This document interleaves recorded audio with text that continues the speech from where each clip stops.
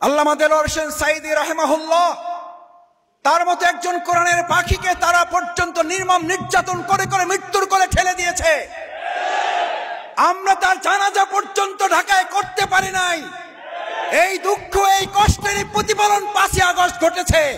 তার প্রতিফলনের অংশ হিসাবে আপনাকে বাংলাদেশ ছাড়তে হয়েছে। আপনি আমাদের জানাজা করতে দেন নাই, আর মানুষ আপনাকে বিদায় নিতে দেয় নাই।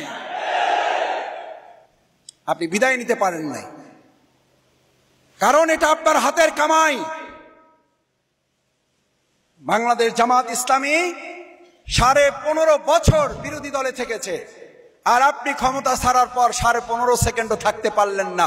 এমন কি উন্নয়ন করেছেন যে উন্নয়নের প্রতিফলে 15.5 সেকেন্ড বিরোধী দলে থাকার সক্ষমতা হারিয়েছেন? তার মানে হচ্ছে দল হিসাবে আপনারা জাতির উপরে জুলুম করার প্রতিদানে আপনারা পেয়েছেন।